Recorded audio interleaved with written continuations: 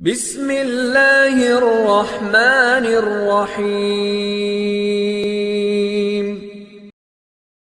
السلام علیکم ورحمۃ اللہ وبرکاتہ۔ الحمد للہ رب العالمین والصلاة والسلام علی سید الانبیاء والمرسلین، اما بعد فاعوذ باللہ من الشیطان الرجیم، بسم اللہ الرحمن الرحیم۔ ان اللہ وملائکتہ یصلون علی النبی یا ایہا الذین آمنوا صلوا علیہ وسلموا تسلیما۔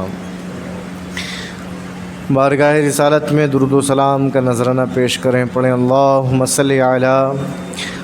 سیدنا و مولانا محمد معدن الجود والکرم وآلہ الکرام وابنہ الکریم وبارک وسلم۔ صلو علیہ صلاۃ و سلاما علیک یا رسول اللہ صلی اللہ تعالی علیہ وسلم۔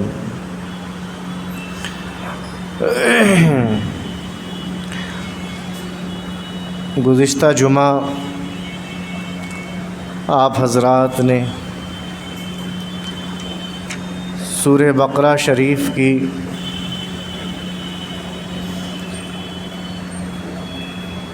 اڑسٹھ اور 69 نمبر آیات کا ترجمہ اور اس کے تعلق سے کچھ گفتگو سماعت فرمائی، جس میں اللہ رب العزت نے قوم بنی اسرائیل اور حضرت موسیٰ کلیم اللہ علیہ الصلاۃ والتسلیم کے تعلق سے جو باتیں ہوئیں کہ جب وہ شخص کہ جس کو ناحق قتل کر دیا گیا اور اس کے قصاص کا جب معاملہ پیش آیا تو لوگ قوم بنی اسرائیل کے لوگ جب حضرت موسیٰ کلیم اللہ علیہ الصلاۃ والتسلیم کے پاس گئے اور ان سے یہ دریافت کیا کہ اس شخص کا قاتل کون ہے، تو حضرت موسیٰ کلیم اللہ علیہ الصلاۃ والتسلیم نے خود نہ کہہ کر بلکہ یہ ارشاد فرمایا کہ خود اس مقتول سے پوچھ لیا جائے کہ اس کا قاتل کون ہے۔ اگرچہ اللہ تبارک و تعالی نے اپنے نبیوں اور رسل کو وہ طاقت و قوت عطا فرمائی ہے کہ جس مردے کو وہ چاہیں تو زندہ کر دیں، جیسے حضرت عیسیٰ علیہ الصلاۃ والتسلیم بیماروں کو شفا دیتے اور مردوں کو اللہ کے اذن سے زندہ فرماتے تھے۔ تو انبیاء کرام کو اللہ تبارک و تعالی نے وہ معجزات عطا فرمائے ہیں کہ ان معجزات کے ذریعے سے اللہ کے نبی مردوں کو بھی زندہ کرنے کی طاقت و قوت رکھتے ہیں، لیکن قوم بنی اسرائیل اس طرح کی بدبخت قوم تھی کہ حضرت موسیٰ علیہ الصلاۃ والتسلیم نے اس بات کا اندیشہ کیا کہ اگر میں نے اس کو زندہ کر دیا تو یہ قوم جو ہے پھر میرے اس معجزے کا انکار کر دے گی، بلکہ یہ ہوا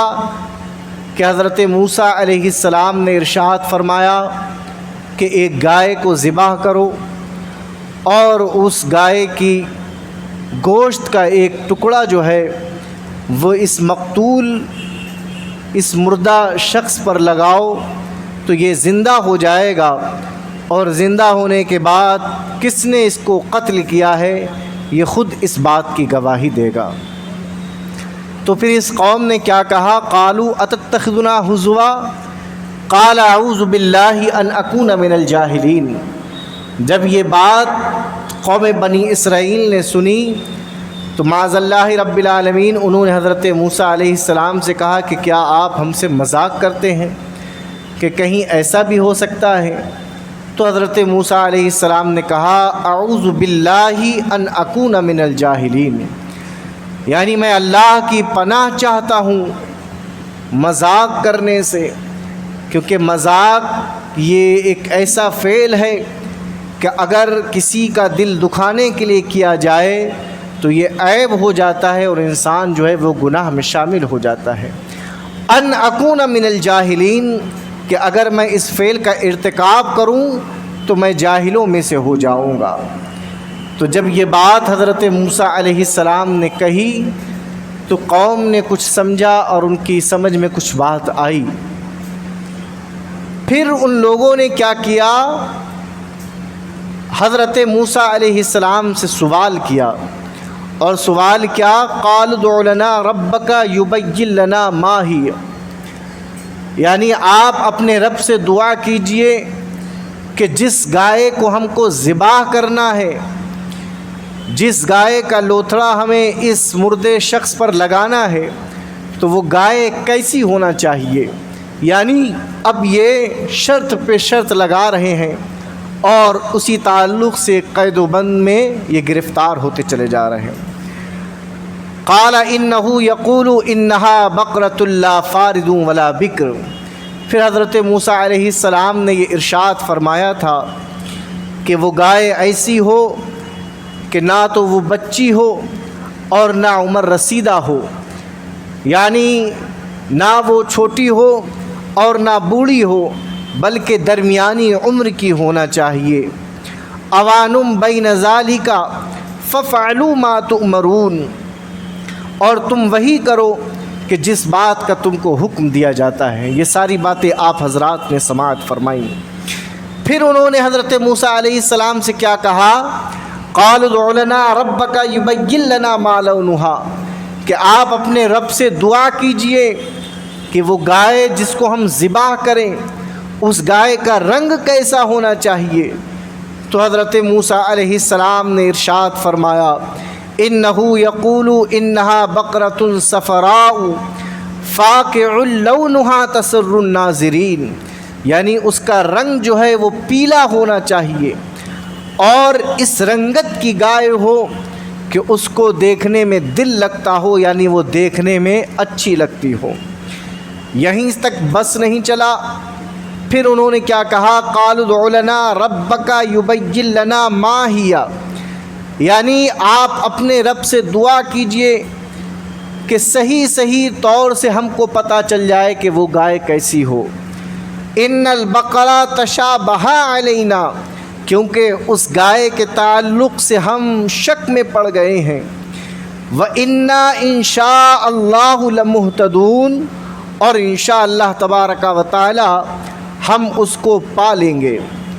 پھر کیا ہوا، قال انہ یقول انہا بقرۃ لا ذلول تثیر الارض ولا تسقی الحرث، اللہ تبارک و تعالی نے آگے ارشاد فرمایا کہ اے موسیٰ ان لوگوں سے کہہ دو انہا بقرۃ، کہ وہ گائے ایسی ہونا چاہیے،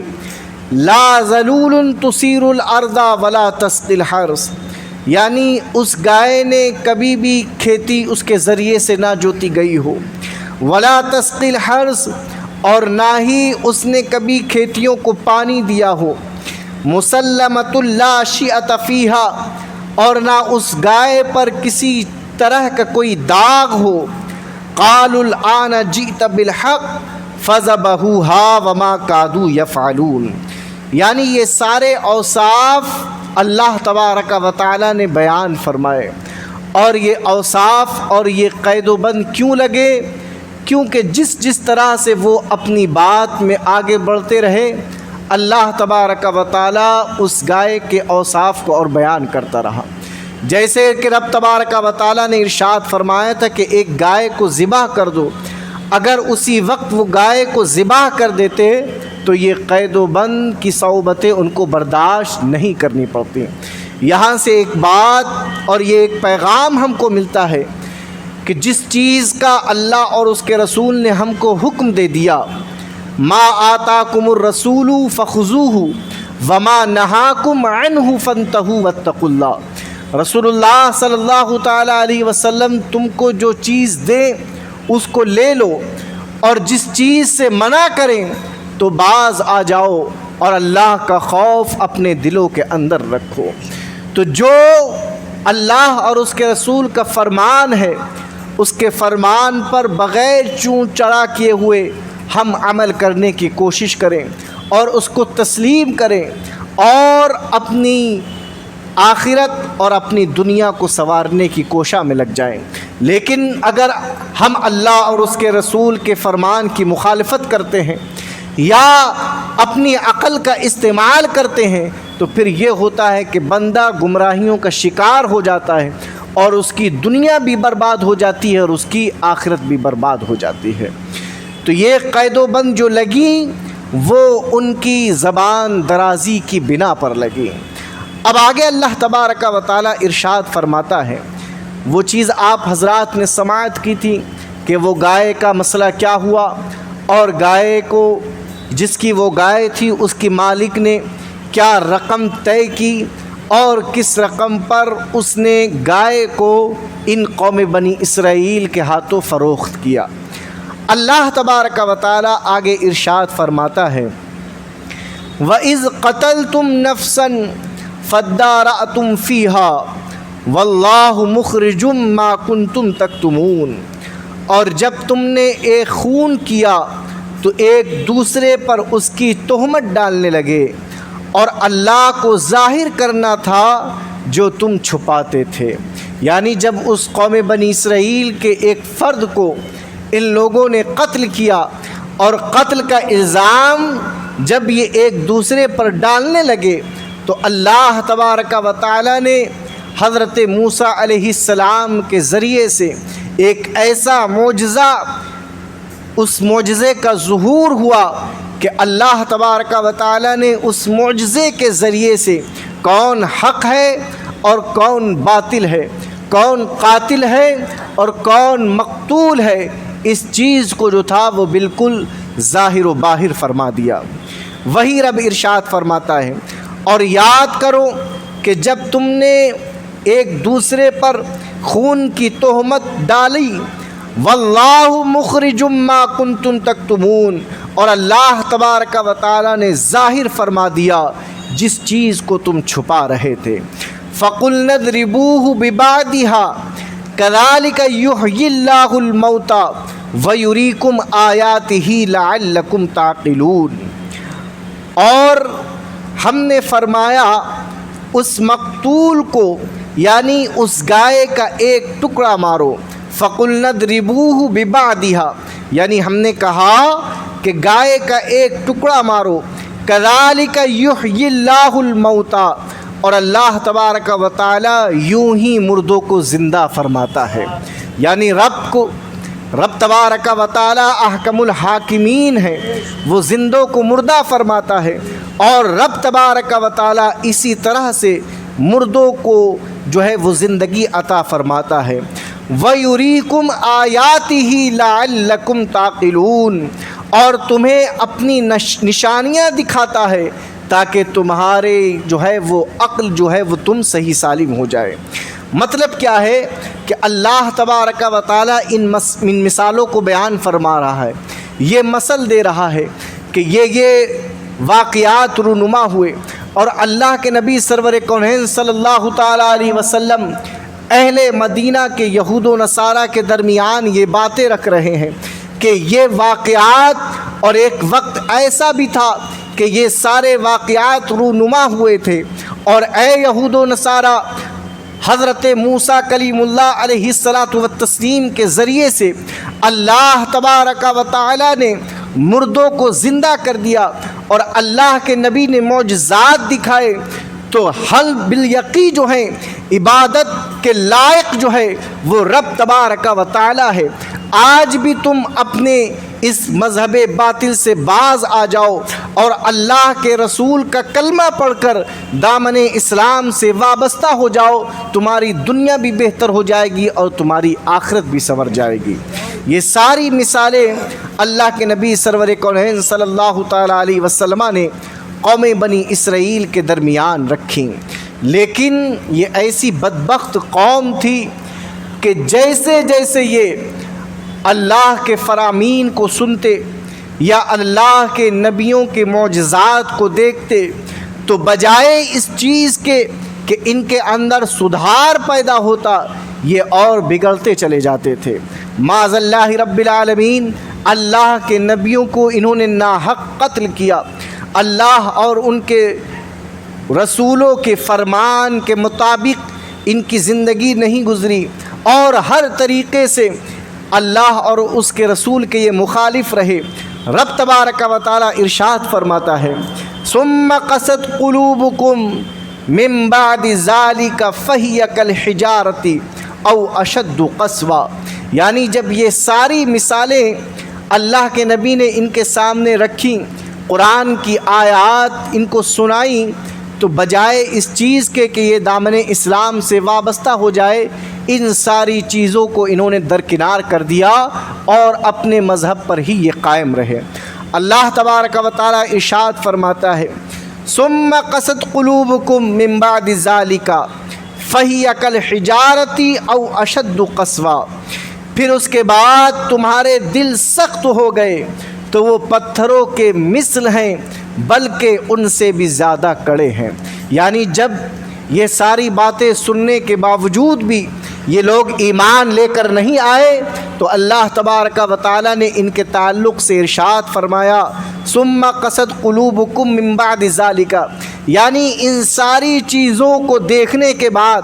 اور ان سارے مسئلوں کو سننے کے بعد تمہارے دل جو تھے وہ پتھروں سے زیادہ سخت ہو گئے۔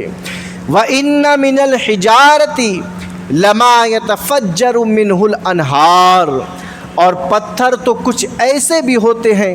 کہ جن سے اللہ تبارک و تعالی نہروں کو جاری فرما دیتا ہے۔ یعنی بہت سے آپ نے ایسے پتھر،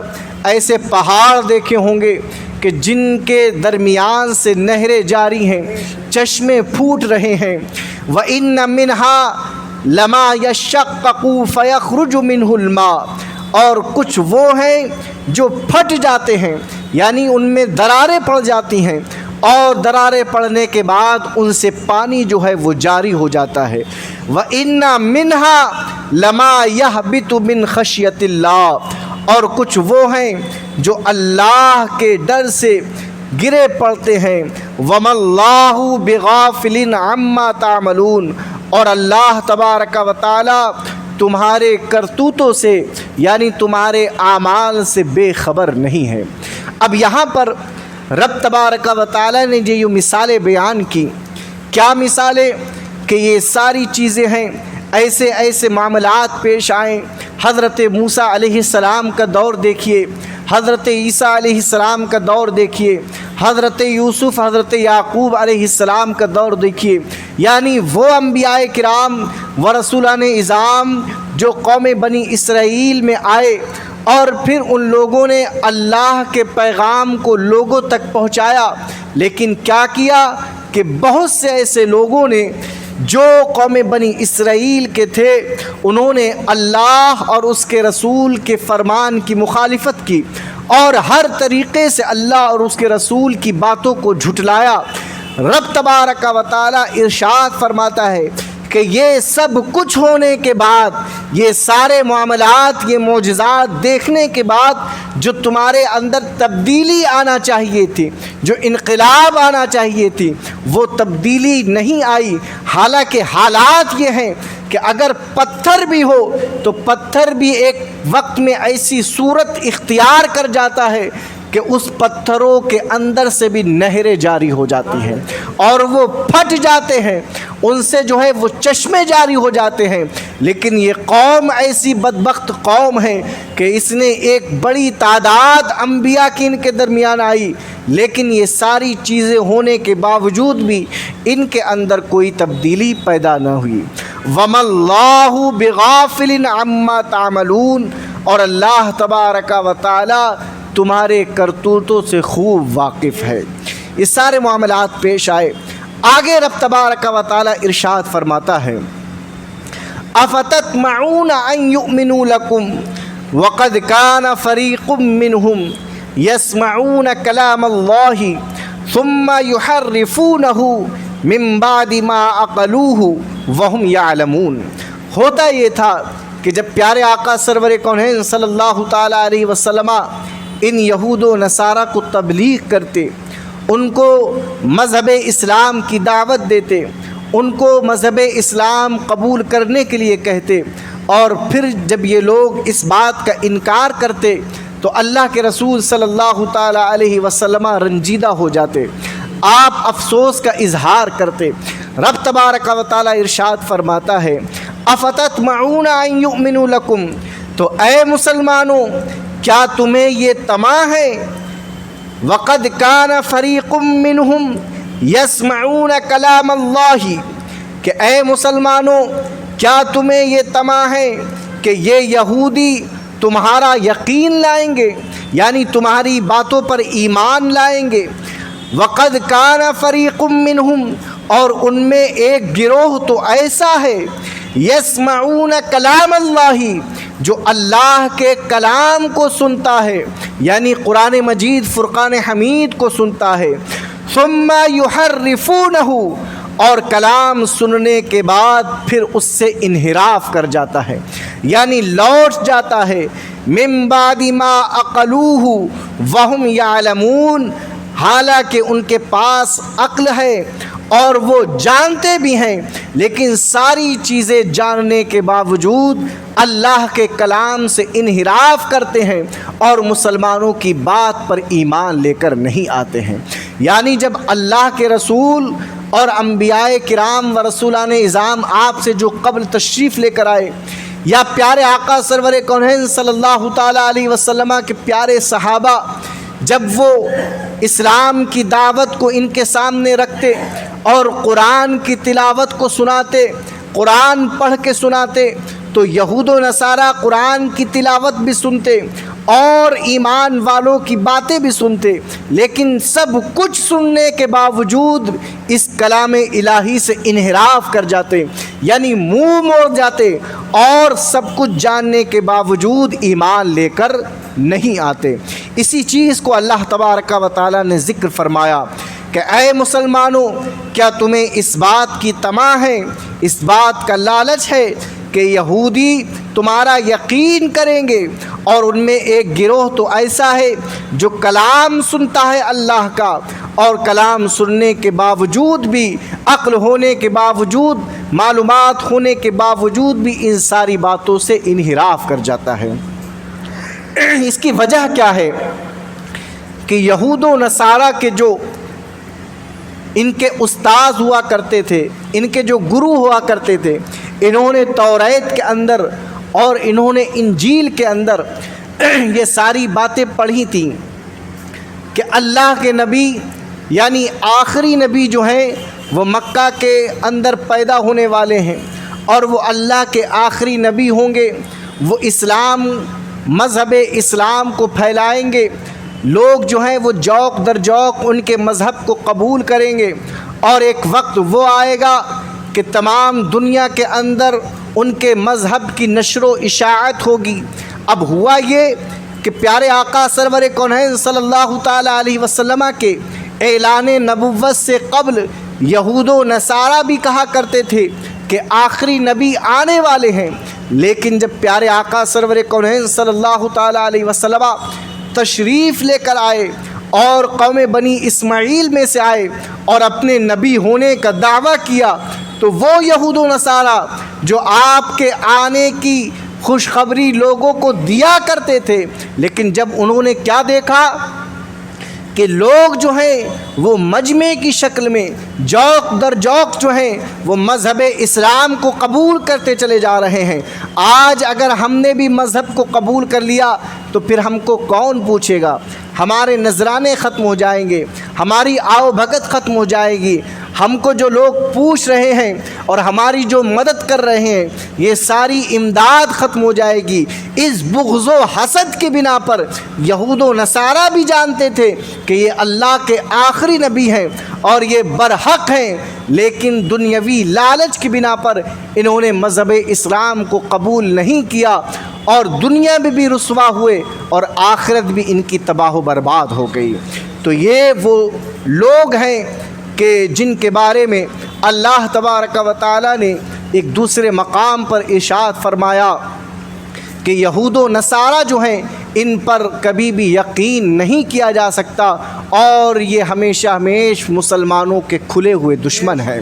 تو رب تبارک و تعالی نے ارشاد فرمایا، اے مسلمانوں، کیا تمہیں اس بات کی طمع ہے کہ یہودی تمہارا یقین کریں گے؟ تو یہاں پر یہ مسئلہ جو ہے استفہامیہ ہے، یعنی اللہ تبارک و تعالیٰ پوچھ رہا ہے، یعنی ایسا ہرگز نہیں ہو سکتا کہ یہود و نصارہ تمہارا یقین کریں۔ کیونکہ یسمعون کلام اللہ ثم یحرفونہ، کیونکہ یہ اللہ کا کلام سنتے ہیں اور سننے کے بعد بھی اس کا انحراف کر دیتے ہیں، حالانکہ ان کو اس بات کا علم ہے۔